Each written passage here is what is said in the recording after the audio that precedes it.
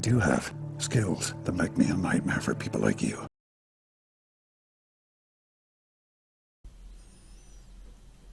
Hi everyone. I'm in Australia and New Zealand, off to New Zealand in the next couple of days, and I thought I'd bring you up to date with a story that's been breaking there that's of some substantial interest and a certain degree of absurdity. A group there known as Auckland Peace Action released a press release on Monday 11th of February 2019 stating, quote, "Jordan Peterson threatens everything of value in our society," which I had to admit was rather impressive because that's not an easy thing to manage. Anyways, I'll read you a little bit of it. What happened after the release was that a journalist, Sean Plunkett, interviewed the author or the spokesperson of this particular press release, and then we had a chance to talk the next day. And so what you're going to see in this video is me reading the press release.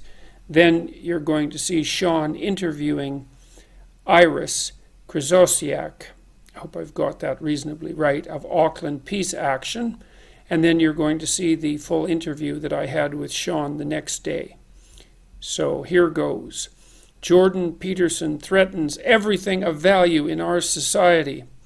In the lead up to Jordan Peterson's visit to New Zealand, we have a duty to condemn his sexist, queerphobic, racist, and deeply reactionary views, says Iris Krzyzosiak of Auckland Peace Action. Jordan Peterson, professor of psychology at the University of Toronto, turned right-wing media celebrity, is in New Zealand to promote his book 12 Rules for Life. This book, while offering superficially useful life advice to an audience of disaffected white men, promotes a reactionary, misogynistic view of the world utterly in opposition to New Zealand values. While we as a country have many problems, we can be justly proud of our values of gender equality, egalitarianism, and social inclusivity, says Ms. Krzyzosiak. Jordan Peterson is actively trying to undermine these values. This is distinctly unhelpful. I won't read you the rest of it. You can find it at Scoop Politics if you're interested. And now we'll turn to Sean's interview with Iris and his analysis of her claims. So Iris, your group has come out with a press release yesterday that got some coverage saying Jordan Peterson threatens everything of value in our society. Why? Why does telling kids to clean their room up represent the end of civilization as we know it? What I would say as such is that telling kids to clean their room is probably not a bad thing. The issue comes that that is, pretty far from all that Jordan Peterson is doing. Not really. That's what his book's about. That's what he's promoting on his tour. Isn't it? I would say not. If you can, if you take a look at some of what's actually said in the book, and many of the media comments he has made elsewhere, it seems quite clear that he has some seriously problematic views. Name one. Okay, so let's see. Let's begin with so his interview with Camille Paglia, wherein he effectively has said that, he believes that in discussions with men, he knows how to, he knows where he stands more or less because his honor or something is backed by the threat of physical force. And his argument is that men can put, men are better at putting barriers around social interaction between each other because there is the implicit and underlying reality that if things get out of control when men have a conversation, there is the possibility of physical violence. And he says that subconscious check on how far or how, if you like, bitchy a conversation can get is tempered by that knowledge. I don't see, does that very suggestion or idea, which I know a lot of people agree with, does that threaten Western civilization and the very foundations and everything of value in our society? Well, I'm not going to speak about I won't speak about Western civilization and, whether that concept even makes sense. But if you consider something like, say, I mean, consider basically how that kind of statement is going to be read. No, I think it's going to be read by men saying, yeah, we need to think about, the differences, the biological and I guess behavioural differences between sexes. And we need to talk about these things honestly and openly if we're going to make progress on some of the issues of gender in our society. All right, but in a cultural milieu where, frankly, homosexuals are still getting beaten up, we have ridiculous rates of domestic partner violence. Yeah. Frankly, in the last few months... Just want to check, has Jordan Peterson, to your knowledge, ever beaten his wife or beaten up a homosexual? No. Has he ever advocated people beat their wives or beat homosexuals? I don't believe he has. No, so that'd be a no, right? Can I please, could I please continue? Yeah. So, the fact of the matter is that Jordan Peterson has a large platform. There are many people paying attention to him. Yeah. And if you're making statements in such a situation, it is vitally important that that the statements you make cannot be misread in such a way as to promote... Which is, he's hardly responsible for the misreading of his statements, is he? I would say that, look, everyone has made kind of, if you do it once, yes. If you do it repeatedly... Do what repeatedly? Talk about things you're interested in an open and intellectual way. That's all he does. Or do you think Iris, do you think he should be shut down? Do you think his ideas are too dangerous and he shouldn't be allowed to speak in New Zealand? I don't believe he should be shut down, hence why we're not doing that. The issue, however, is that his ideas are rather more problematic than I feel you're giving him credit for. Which ideas? Which ones specifically? That you should clean your room? That you should hold your shoulders back? That you should take responsibility for your own life? That people shouldn't be compelled by governments to use particular words in particular circumstances? Okay, but what about particular words in particular circumstances? Yes, I agree that it would be ridiculous to make the government to force, effectively to use the threat of governmental force to do that. Yeah. But the way the statements are being read in the media, including by some people... Yeah, well, he can't be responsible for the stupidity of people reading his statements, can he? Again, as I'm saying, so do you think that people are not responsible for... Do you feel that people are never responsible for the effects of the things they say? No, not particularly, but I'd also say that it would seem to me from my observation of the impact that Jordan Peterson has had on people's lives, that it's been overwhelmingly positive for a huge number of people, which is why he's so incredibly popular. I would point out that you can say the same thing about a lot of fascist movements. They have a very positive effect on the lives of many young men. Are you saying that he's a fascist? No, I'm not saying that he's a fascist. Okay, good. I am saying that he is exploiting a lot of the same kind of basic... How's he exploiting anything? He doesn't compel anyone to go to his talks, to look at his stuff on YouTube. How's that exploiting anyone? I'm not saying... I mean exploiting in the terms of he is using the same... he is using the same basic psychological mechanisms to build his base. Well, what base? He's just saying what he thinks and people happen to be interested. Are you suggesting he's running some campaign to destroy the Western world? Hardly. I just think I just think that he is a very irresponsible man who is making... Let's talk about responsibility, shall we? And your group, Auckland Peace Action. You would like people not to go and see certain films, and you're happy to physically intercede to stop them seeing certain films, and in fact your Wellington branch bought fake bombs to create terror in 2018 at a film festival and stop people watching a film about Ben Gurion, right? Is that right, Iris? Factually correct, so you're putting a very negative spin on it. I'm not. Well, it's just fact. I was just saying some facts, mate. I mean, that's the thing, though. So what do you think is a greater threat to our society? Threatening to plant fake bombs in a movie theatre and telling people they can't go and see a movie because your group doesn't like it. Do you think that's a greater threat to our society than Jordan Peterson booking out a hall and say, pay some money and come and see me if you want? I mean, I would say that Jordan Peterson is certainly a greater threat to marginalised groups in society. I can tell you that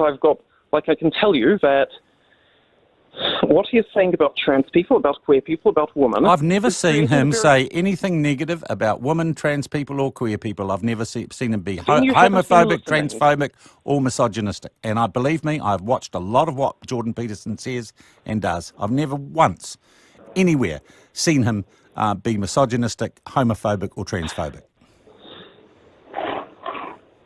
Can you point me to an example where he has been?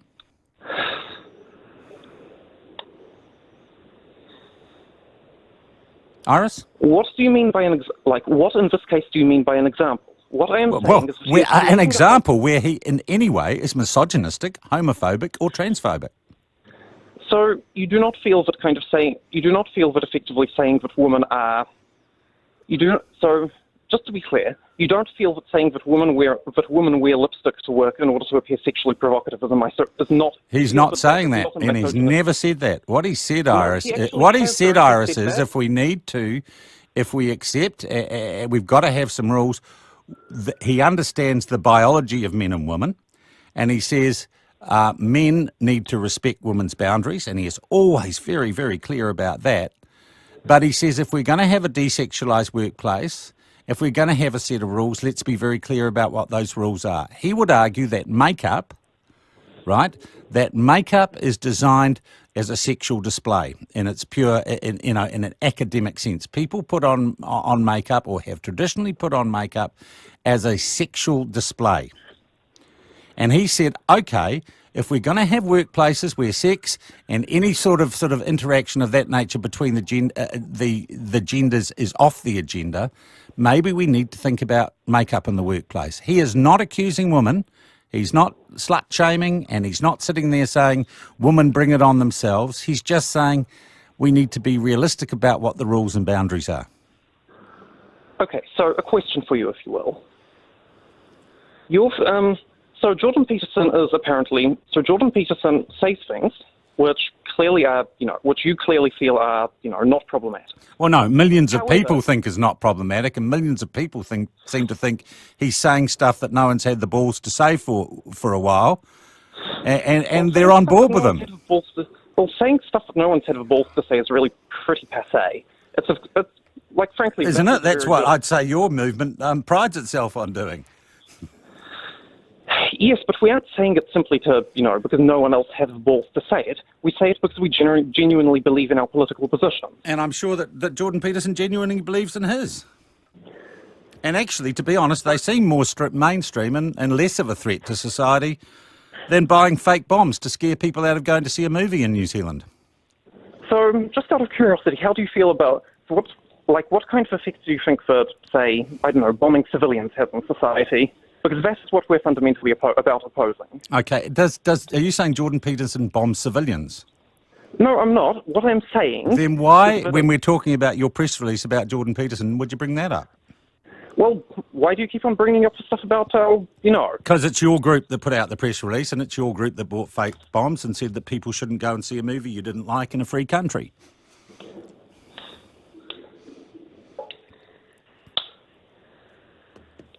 Oh, dear Lord. Well, let me put it this way, if you would. If you're going to... Look, if you're judging us by the effect of... Okay, how to phrase this? Iris, I might just be suggesting that your press release is a little bit over the top. Are you prepared to admit that on the back of this interview? No. Simply because I'm living kind of on a fairly regular basis with the effects that Jordan Peterson's talks are having on his, fan base. We are getting repeated, consistent harassment from Jordan Peterson fans. How do you know they're Jordan Peterson fans? Because they say so. So Jordan Peterson is inciting people to hate on you? Yes. He is inciting people to hate on minorities. Give me an example.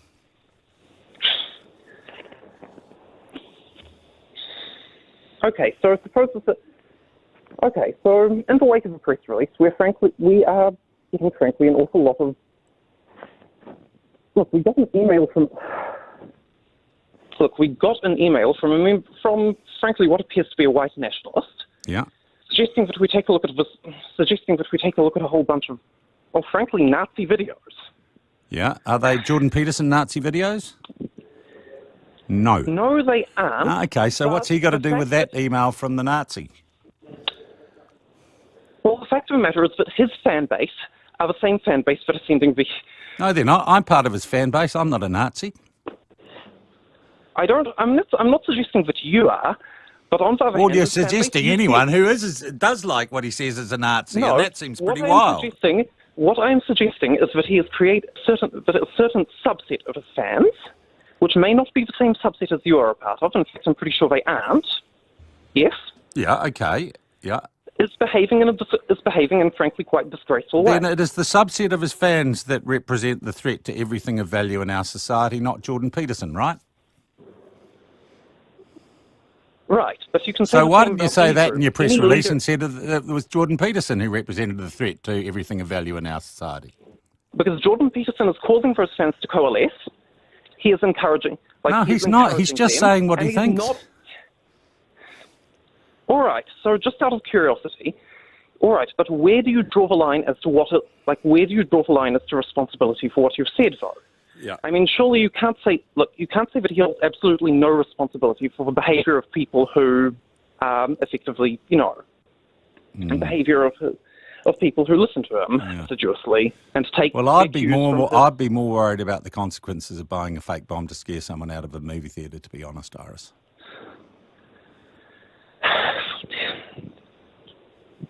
Look, And I hate to say it, I think most New Zealanders would as well.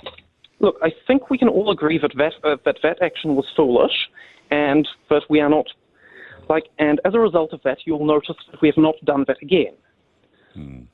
Jordan Peterson, on the other hand, is only doubling down on his positions, and he has which all seem to be quite reasonable. Many more resources, a much wider base of support. Yeah. Are you going to cut protest his visits here and try and protest outside his talks? We've got any number of better things to be doing. Honestly, Okay, so you're going to leave him alone? Or are you going to plant fake bombs in the places he's speaking? Okay, that's just unfair. Oh, okay. Frankly. Well, I was just judging you on past behaviours. We've done it once. I've clearly stated that it was a bad idea and that we don't intend to repeat it. Okay. Well, Iris, look, yeah, okay. Make a closing comment. Look, as far as we're concerned, the best thing we can do in order to counteract Peterson is to make people aware of what his views are, what he has said, and how his fan base behaves. Yeah. And that's what we're doing. And all his views are very reasonable and seem to be having a positive effect on the massive number of people who are his fans. Well, Iris, yes, you would say that. Yeah, well, because it's the truth, Iris. I thank you for your time. That's Iris Krisiak of Auckland Peace Action. So that's that. The Auckland Peace Action Group did release another press release on the 14th stating, Auckland Peace Action is issuing a statement to publicly correct the record about a protest action that occurred in Wellington in 2018. This action occurred at the screening of the film Ben Gurion at the Dock Edge Film Festival. Both Auckland Peace Action and our sister organization Peace Action Wellington opposed the showing of this film as it is subject to an international boycott on behalf of Palestinian civil society organizations. At both Wellington and Auckland screenings, the screenings were disrupted by activists with noisemakers and alarms. Subsequently, the Dock Edge director alleged that there was a fake bomb at the Wellington screening, and this was reported by New Hub. This was a complete lie. There was never ever any fake bomb of any sort whatsoever. NZ police attended both protests and were fully aware that the items in the theaters were noisemakers, as were the theater goers. The theater was not evacuated and no one was arrested. So it appears that, at least as far as Auckland Peace Action is concerned, that Sean overstated the case in that lecture. In any case, the next day I had a chance to talk to him directly, and so now we're going to segue directly into that. First, let's get the pronouns out of the way. What would you prefer I called you? Professor, Doctor, Jordan? Jordan's fine. Jordan's fine. I like it that way as well. Jordan, my first question for you, and the reaction here in New Zealand to the very idea that you're coming here, or that you're fronting on this show today, I've just got to say, and I've watched you for a couple of years, you are one of the most hated people online. Why do you think it is that people hate you? I'm hated by a very small minority of very noisy and committed people. Yeah.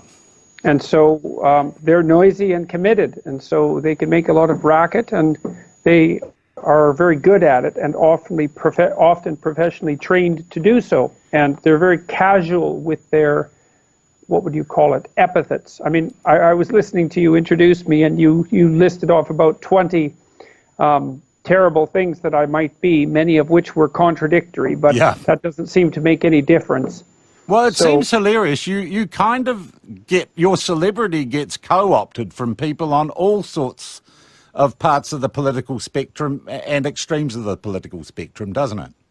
Well, I think there's some of that. I don't know if it gets co-opted too much on the radical left, let's say, although I certainly face the majority of my opposition from the radical left. But the radical right types are not very fond of me either. There was a new book written called Dianetics by a rather reprehensible individual named Vox Day, and if you want to find out what the ethno-nationalists think about me, that's a pretty good read.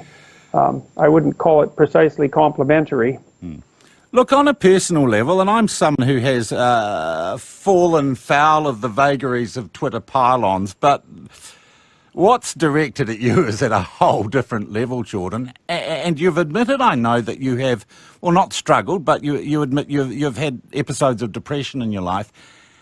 I know people who have been horribly affected by the most minor pylon on social media. How do you, as an individual, take or channel that hatred to good? And I imagine it affects your family as well. Well, part of it is that I have a pretty solid family. You know, I have lots of people behind me. Like, my wife is firmly behind me without hesitation. My children are behind me, and they're smart and mature, and my parents are behind me, and I have a good set of friends. And also, generally, I try not to talk about things that I don't know something about, which also helps. Yeah. So, and I'm not impressed with the sorts of ideological positions that have been put forth, especially by the left-wing radical types in the universities. And I understand what they're doing and why reasonably well. And I feel that whatever vitriol happens to be directed at me is trivial in terms of its danger in comparison to the overwhelming social danger that these ideologies are producing. And so better to do something about it now than to wait. Also, in a social media world that is dominated by extremism and hatred and vitriol, people I know who have watched you are literally dumbstruck by your ability to remain civil and to engage in debate without getting angry at those who often absolutely lambast you. I think I've only seen, there was a debate you did with Stephen Fry where an American pastor had a go, and I think I saw some fire there. I think you were genuinely upset. But you seem to have a remarkable ability to play the ball, not the man or woman. Well, that debate, the monk debate that you're talking about, mostly I was upset about the foolishness. You know, the person I was debating with called me an angry white man. And it just struck me as so rhetorically foolish and inflammatory and unnecessary, all of those things at the same time. First of all, he was in Canada and not in the United States, and those sorts of statements actually don't go over very well in Canada, and my race had absolutely nothing to do with what we were talking about. And so it was just the kind of troublemaking statement that does nothing but make things worse. And I'm never happy when I see people behaving in a manner that only makes things worse. And so I felt even, it's a funny thing, I can't say I exactly felt bad for him, but I thought it was so foolish of him to undermine his own credibility in that manner. It was just the sort of performance that removes all patience, you know, a bad rhetorical statement, an unnecessary racist comment, a rhetorical flourish that had nothing but counterproductive consequences, as you can see by the YouTube commentary. added nothing at all that was productive to the debate, didn't address the issues at hand, was a cheap method of scoring points, a way of playing victim. I mean, it was altogether a second-rate performance. And because he had academic pretensions, was a professor, I have a lot less patience for professors and professional journalists than I do for, other people, because they're supposed to, well, that's their profession. I thought Stephen Fry was brilliant in that debate. And I did too, man. And he started out saying he didn't agree with a lot of what you said, but he was going to stand next to you and fight your side. And he also said, the world would be a much better place if everyone was less convinced of how right they were. Yeah, well, Stephen Fry is really something. It was a pleasure to meet him, and he's quite the remarkable person. So that was one of the very good things about that evening. We're going to take a break, Jordan, and then I want to talk to you about an interview I did yesterday, and if that's typical of the stuff that you get. Yeah, that was quite the interview, man.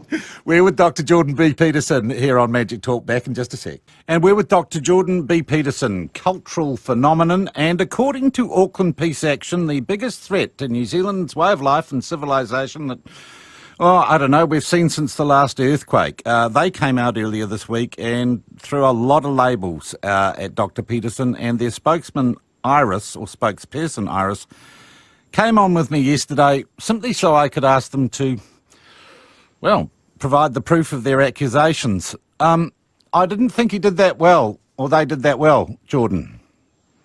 Well, it was quite the remarkable interview. I think that, I don't know how many people have watched it, or listened to it, but I suspect quite a few, and it's no wonder, because it was a feat of journalistic persistence, I would say, on your part. You didn't let your interviewee off the hook for a moment, and there wasn't much content there. There was a lot of exactly the same sort of thing that's been happening for the last 2 years. It's really quite appalling, and that what seems to happen generally in the journalistic sphere on the negative side for me is that there's a list of epithets that are, it's like all the radical leftists have a list of epithets that are sort of at hand. Maybe they have them on a little sticky on their computer. Misogynist, homophobe, Islamophobe, transphobe, bigot, racist. Then there's often some either Nazi... don't forget your cocaine addiction either. Implications or that, or there's Jewish shill, which is another one that comes up now and then. And the idea seems to be that if you don't agree with what someone says, that you just lay out the longest possible list of pejoratives that your imagination, your collective imagination can generate, and hope that one of them is sufficiently true in some sense because of something you once said, that it sticks and you're done. And it's getting downright dull. I mean, well, Jordan, I'd say that it seems to me that liberal journalists throughout the Western world have been lining up to try and take you down. Yeah, well, I mean, I've had a fair number of journalists who've been supportive of me. Now, whether or not they are on the liberal side, they're certainly not on the radical left side. Yes, this has been happening pretty much nonstop for 2 years. And they're basically out of insults, as far as I can tell, which in some sense disarms them. But they're actually getting rather dull to read because it's always the same old thing. Although the person you interviewed yesterday did have a new twist, which was greatest threat to the civilization of New Zealand, which was really quite impressive as far as pejoratives went. All right, so we've dealt with Auckland Peace Action. I know you're in Australia now. Has the, if you like, the virulent opposition to you, for whatever reason, is it starting to subside? And I know there haven't been protesters, I understand, so far in Australia. There was a few in Adelaide, but about 25, and it wasn't exactly clear what they were protesting. They seemed to be more concerned about homosexual rights, which I don't really know what that has to do with me, but it had to do with whatever they were interested in protesting. But there was nothing in Melbourne at all, although there was quite a large police presence at the venue. Well, there were a lot of people there. There's about 5,500 people, but there wasn't a single protester. And I would say that, yes, overall, the virulence and also the frequency of the hit pieces in the media has declined rather precipitously in the last 3 or 4 months. And I think it's because it's become dreadfully repetitious, and because no smoking pistol of any sort has emerged.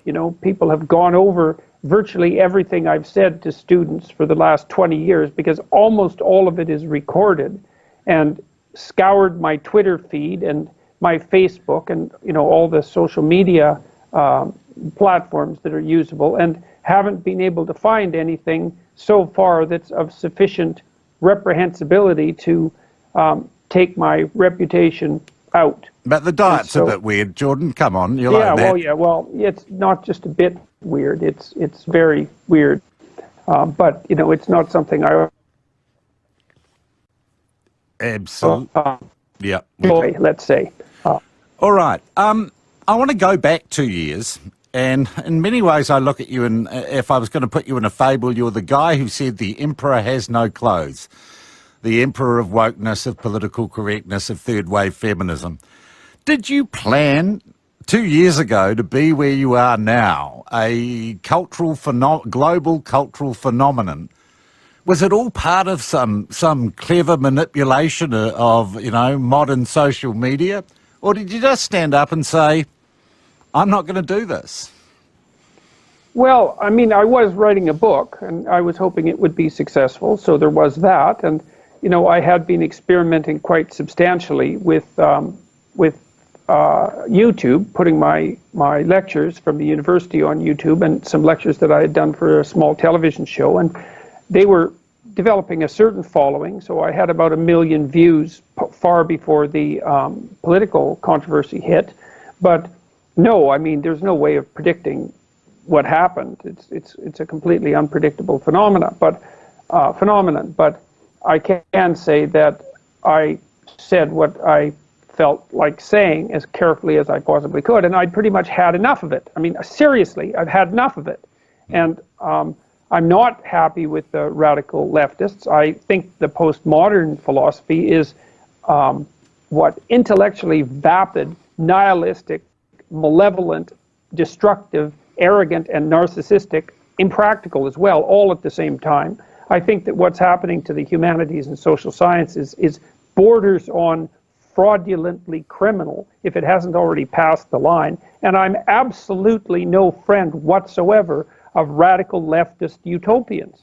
I feel that there's, after 100 years of evidence of complete bloody catastrophe on the side of the radical left, it's time for us to wake up and notice that something has gone wrong on that end of the spectrum. And I don't see any responsibility being taken for that at all. I've called publicly for the moderate leftist types, whom I have some sympathy for, to draw some lines. It's like, all right, we know that things can go too far on the left. When? Exactly. Where is it that you go too far? Now, my sense, it's with the equity doctrine, which I think is not really emotionally powerful, unfortunately. It doesn't have that kick that's necessary to make something really stick in the memory. But I think the idea of equality of outcome is dangerous beyond comprehension. All right. I want to talk about a few things going on in New Zealand, which is, part of the culture war. We're part of the global community, and we're connected online. First up, we have a cabinet. The Labour Party, the largest member of or part of our coalition government, it has a quota, a male-female quota for cabinet posts. Yeah, Canada too. Yeah, what do you think of that? I think there's absolutely no excuse for it. I think that the radical leftists are always yammering on about biological essentialism, which they associate with something akin to fascism, the idea that there are mutable biological characteristics that define people. And yet they're the first people to insist that if you're going to have a cabinet that is, let's say, both competent and representative, that you have to divide it according to identity categories, and first and foremost, perhaps, the ones of sex. And to pick your cabinet by genitalia is not an acceptable technical move. And exactly the same thing happened in Canada, where 25% of our major parties elected officials were female, but 50% of the cabinet members ended up being female. And all that means, what that certainly means, is that the most qualified people were not selected, because it's statistically impossible for them to have been selected. It was cheap virtue signaling. And it's also technically impossible, even from the perspective of the leftists themselves with their intersectionality, because they insist that people have to be judged in relationship to their oppression on multiple dimensions simultaneously. And I've done some back-of-the-envelope mathematical calculations, and if you have 10 dimensions that mark you out, let's say, as in terms of the group affiliations that characterize you, then you're the only person like that in the world.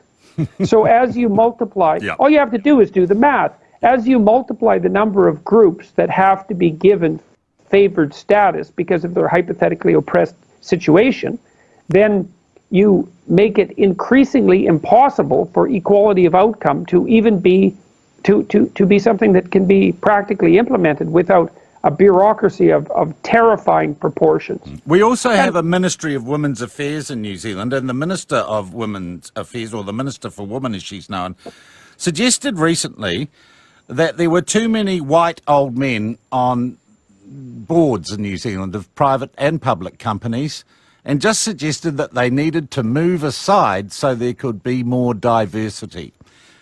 Your response to that suggestion?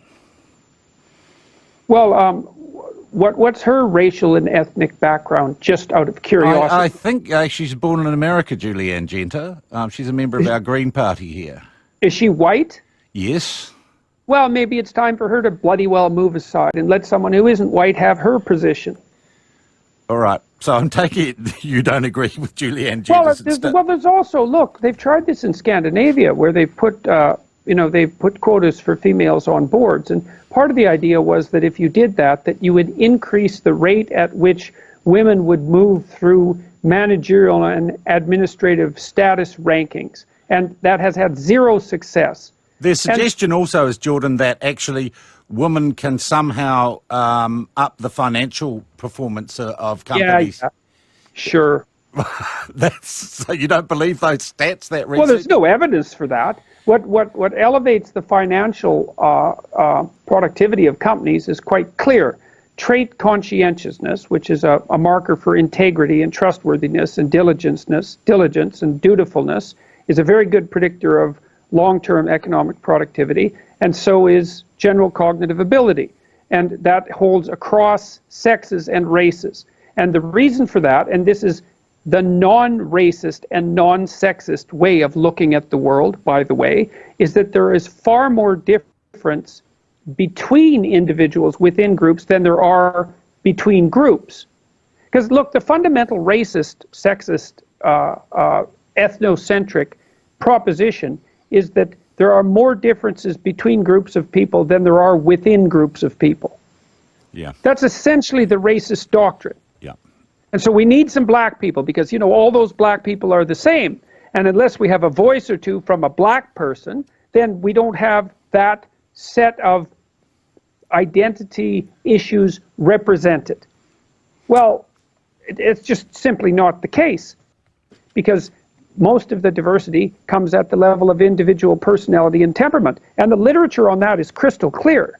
These are pseudo-intellectual claims made by people on the radical left, and they're very dangerous because they're easily shifted into the sorts of things that the radical right likes to enjoy, which is, oh, I see, there are immutable differences between the sexes and the races, and they're of substantial import, and that we need to take them into account when we're what would you say, formulating such things as immigration policy. So no, there's no evidence that those claims are correct. And there's counter evidence for much of it. For example, in Scandinavia, and this is as close to psychological fact as any facts that exist, is that as you increase equality of opportunity, which means you open the doors for more and more people, and especially, let's say, with regards to sex, and that's had a big effect because, of course, there's far more women in the workforce than there than there once was. You increase the degree to which outcomes differ on multiple dimensions. And that's partly, there's a variety of reasons for that, at least a dozen, and they're all important. One of which is that women, especially once they hit their 30s, prefer to work part-time. And that's not bad or wrong. And it's certainly not an indication of systemic sexism. So the radical types like to have one explanation. Everyone isn't exactly the same with regards to outcome. Therefore, the system is a corrupt patriarchy. It's like you can learn that in 1 minute in a propaganda course in university, and then you have an answer for every problem that ever besets you politically for the rest of your life. And there's no excuse for it. It's appalling scholarship. I want to come back to that point. The other thing, proposed bill we have before our Parliament is the idea of sex self-identification, to make it easier for people to alter their birth certificates if they choose to identify as anything other than the sex they were born as. Your views on that sort of legislation?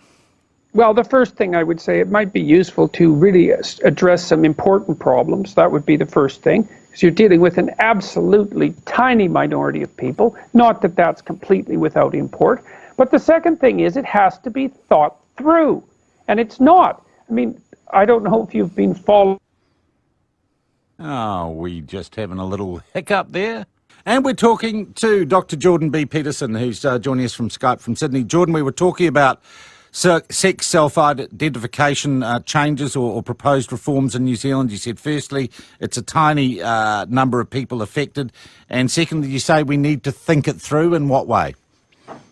Well, one of the things that's happened, for example, so really what this is an attempt by a certain ideological movement to put forth the insistence that sex is only a sociological construct, that it's only something learned, and so that it can be changed at whim, which is also a strange thing, because if it's learned, it can't really be changed at whim.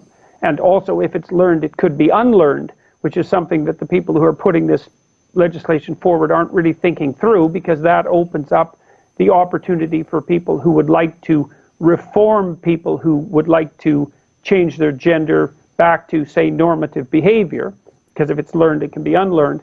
But more importantly, sex roles are not only learned, they're partly learned. And there's plenty of biological differences between men and women. And many of them aren't trivial. Like, men and women are more the same than they are different. But the differences are quite marked at the extremes. And so what we're seeing partly as a consequence of this now is the movement of, say, trans women into female sports. You saw this in Minnesota just the other day, I think it was Minnesota, where a newly transitioned trans woman has been shattering the weightlifting records for women's sports in Minnesota. And indeed, we've had this issue here with a Commonwealth Games competitor who was a former male. Yes, well, it's absolutely insane. You know, I mean, first, the fact that it's allowed to begin with is beyond comprehension. It's a real sign of cultural insanity. And the second is that psychologically, it's almost incomprehensible. I can't imagine how you could be a man who transformed himself into a woman in all the ways that that's possible, and then decided to go compete in a high-level sports arena with women who've been training their whole lives to hit the peak of their ability, and then to absolutely bloody demolish them, say, after a year of work, and then to tout that as some sort of victory for the oppressed. It's completely, it's narcissistic beyond comprehension. And it's a sign of what happens when you don't carefully think things through. All sorts of unexpected consequences tend to manifest themselves. And you see the same thing happening now with rapid onset gender dysphoria and the treatment of very young people with very powerful hormonal and surgical techniques designed to permanently alter their psychophysiological structure. And we're going to pay for this in a big way in 15 years when these kids grow up and hit adulthood and start tossing out lawsuits, as they certainly will and should. We're going to look back and wonder just exactly what the hell was wrong with us. So it's driven by this ideology that's been formulated by people like Judith Butler, who absolutely insist, because they have no biological knowledge whatsoever, that all the differences between men and women are socially constructed. And it's just which is absolutely not true. True, absolutely. In general terms, Jordan, and we have it in this country and indeed everywhere, we look at the millennial generation. They get a bit of stick here. They're called snowflakes. They seem to get outraged not only on their own behalf, but on behalf of others at the drop of a hat. And they use social media, as elsewhere in the world, to call out the things they find offensive or that hurt their feelings. Do you think there is a collective generational psychosis occurring because of social media? I don't know if the millennial generation is any less sane than the baby boomers. I mean, the baby boomers had plenty of trouble and they caused plenty of grief and misery in the 1960s and experimented, crazily with psychedelic drugs and a wild lifestyle and promiscuous sex and all of those things. And I don't think the millennials are any worse or any better. I do think that there is a small subset of them who are rather dependent and rather narcissistic, and who are being encouraged in both of those by reprehensible adults in positions of authority, primarily in the universities, to make the most of their victimhood feelings and status. And I do think that the social media platforms also allow for disproportionate social effect of people who have extreme views. That also, in combination with the increasing death of the standard collective media, which is increasingly desperate for attention, and so spends more and more attention paying to people who spends more and more time paying attention to people who have extreme views on the right and the left. No, you might be the exception that proves that rule, Jordan, to be honest. It's possible. It's possible. I've certainly been represented as an extreme figure, and that's really something that, apart from the fact that I'm adamant in my opposition to the radical leftists, which is rather rare among intellectuals. Which brings us, actually, rather nicely, Jordan, to what I want to talk about. I asked people to call in yesterday, and it was remarkable the variety and number of people who sent me messages and rang in and said simply reading your book had changed their life. And can I just put a call out? If you want to talk to Jordan, we've got quarter an hour, 0800 844 747. If you'd like to ask a question or send a message or just say something to Jordan, you can ring in now, 0800 844 747. Jordan, it also seems to me, as much as I see all the hatred against you and the controversy around you online, geez, there's a lot of love there and there's a lot of positivity, and you seem to be engaging and smiling, and with young people, there's some good stuff happening here, isn't there? Oh yeah, way more than the vitriolic aspect of it is only a sporadic bother to me. Usually in the aftermath of a particularly difficult interview with a journalist. But the tour, I've been to about 140 cities now around the world, and the average audience size is, it's varied between 2,500 and 8,000, with, I would say, an average of about 2,500 to 3,000. And the events are unbelievably positive.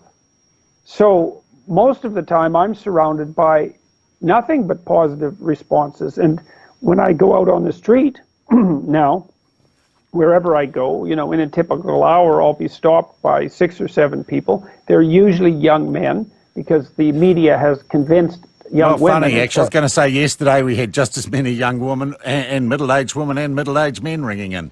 Well, that's good. I think that's changed to some degree because of the book. But all of the interactions that I have with people on the street or in airports or so on, they're all incredibly positive. People are very polite. They come up. They're usually apologetic for interrupting. They introduce themselves. They tell me that watching my lectures or listening to the audio or reading the book has changed their life. They usually tell me a story about what's changed. They have a better job. Well, let's do that in real time right now. Jordan, say hello to Rachel. Hello, Rachel. Oh, kia ora, Jordan. I'm very nervous to be talking to you, and I'm going to not be very good at being precise in my speech. I'm going to keep it very brief and just say, thank you is all I wanted to say. I'm one of the people whose life has been changed immeasurably by your book and your lectures, and everything that you stand for has really had a massive positive influence on me. So I just wanted to tell you how grateful I am. So what's changed? It would take a very long time to get into it, but I have struggled with mental health issues for the majority of my life since puberty. I'm 30 now, and I've been through every type of treatment, counselling, therapy, medication, everything you can think of. And, you know, things have helped me briefly for a little while and got better, then got worse again. But your book, I guess it's the adoption of personal responsibility more than anything else. And the more responsibility I take on, the more I find I'm able to, and the more I'm able to get myself out there and put myself in situations I wouldn't have normally had the confidence to. I'm standing up straighter. I'm not that great at keeping my room tidy yet, but I'm working on it. Little things, everything just bit by bit. The more I take on, the better it gets.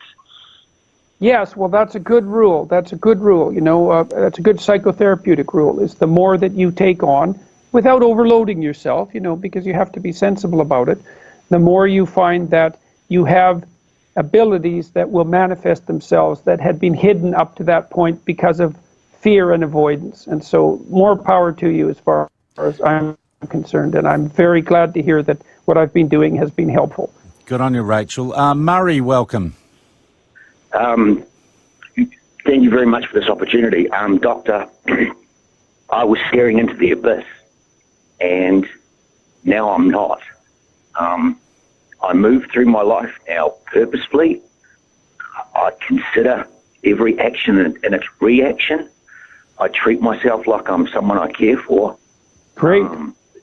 It's been a revelation to me, encountering you. I was in a very, very, very dark place, and somehow I found you online. I don't know if it was through Dave Rubin or whether it was Shapiro or I'm not quite sure how it happened, but I've seen your lectures, I've listened to it, your maps of meaning, your lectures on Genesis, and it's just been a remarkable turnaround in my life and my family's life.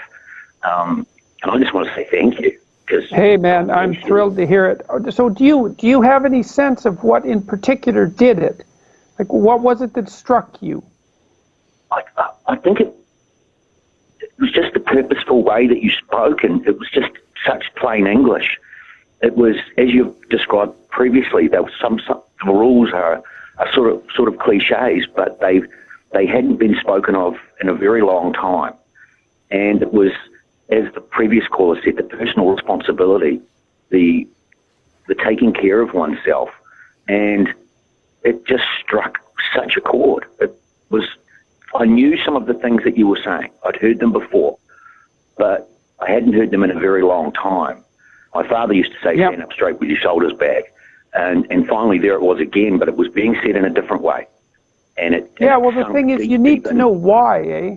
That's the thing, and that's what I tried to do with my lectures, and partly because I'm a behavioral psychologist. It's like, we have all these moral rules, and people are told the rules, but they're very seldom given a multi-dimensional explanation of why the rules are necessary.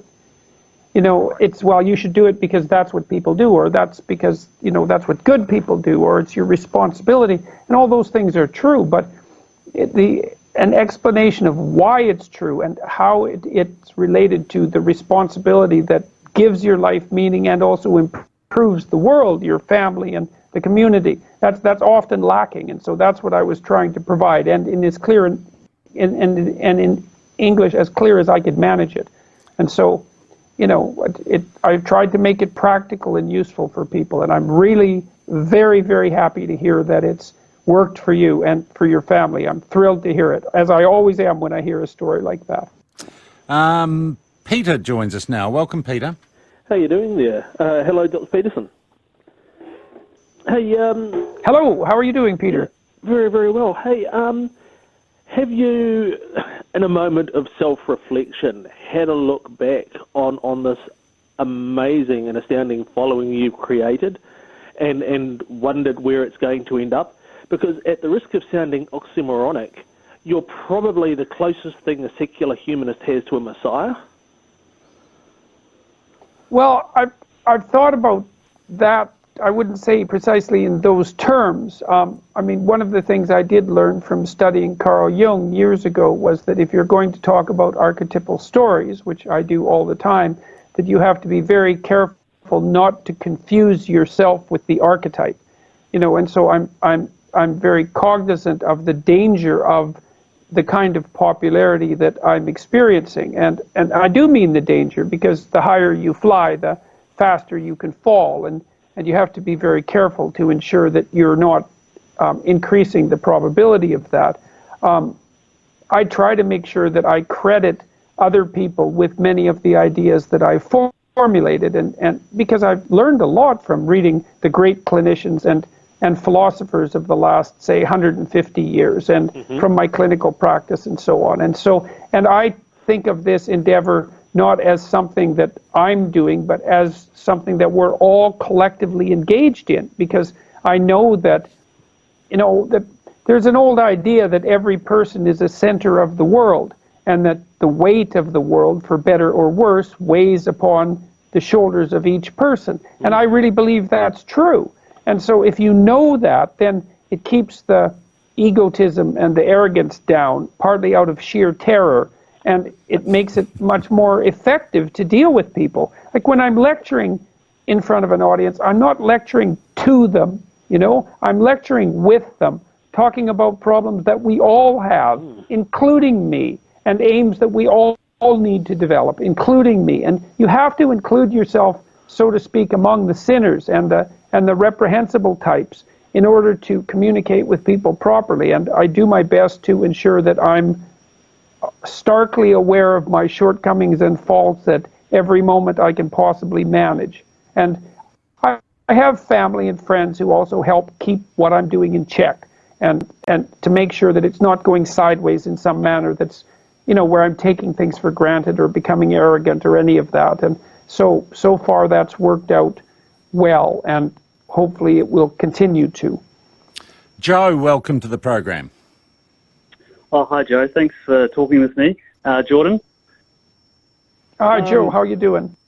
Good, thank you. So I'm a young academic in New Zealand, and one of the problems, one of the obsessions I would say we have at universities is our focus on race and gender. So I have a centrist position, somewhat liberal-minded, but what advice would you give a young academic pushing against what I see as the far-left agenda of the universities? Well, the first thing I would say is there are a lot more moderate types of your sort than you think. And so if you're a careful person and you're thinking things through and you have things to object to, you can be sure, virtually sure, that a majority of people agree with you, even though they're too cowed, let's say, to speak up.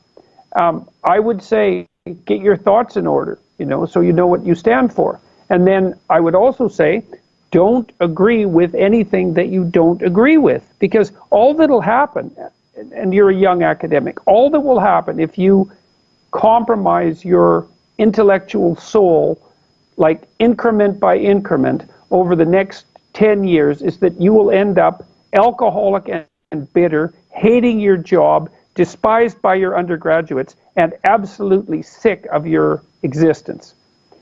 And you got to keep that really firmly in mind, because every time you're called upon to stand forth for something you believe in, it's a test of character and courage.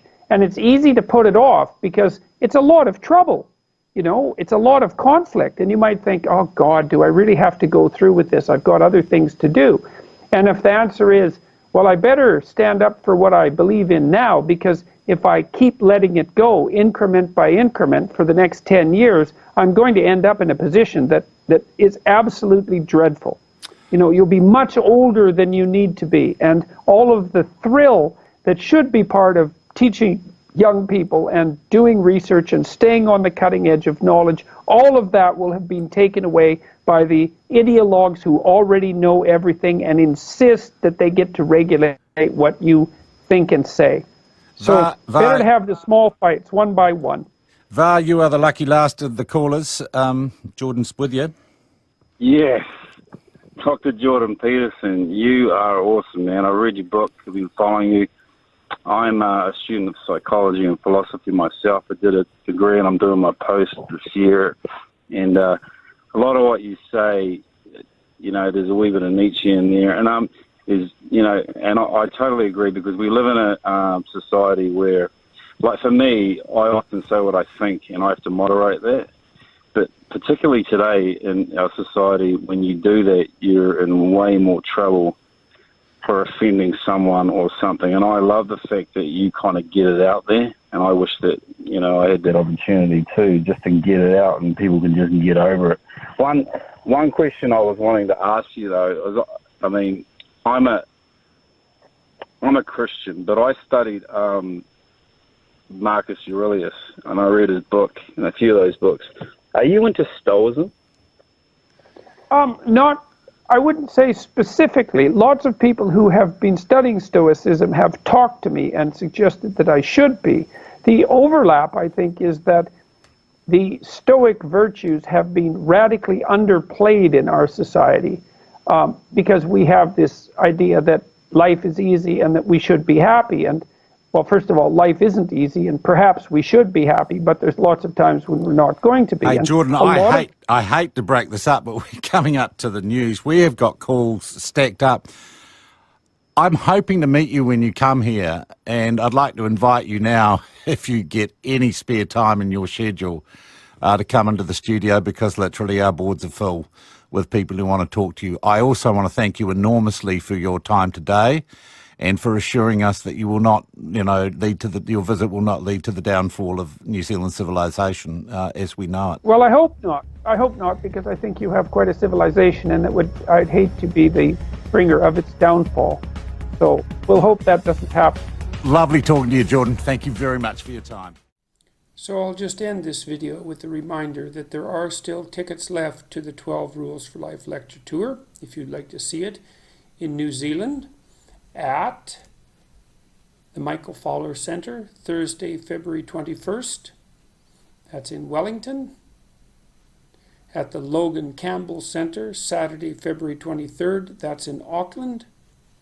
Then back to Australia, ICC Sydney Theatre at Darling Harbour, Tuesday, February 26th in Sydney. Plenary Melbourne Convention and Exhibition Centre, Wednesday, February 27th in Melbourne. And in Brisbane Convention and Exhibition Centre, Thursday, February 28th. You can find information about those tickets at jordanbpeterson.com/events. That's jordanbpeterson.com/events. Hope to see you there. Thank you very much. Bye-bye.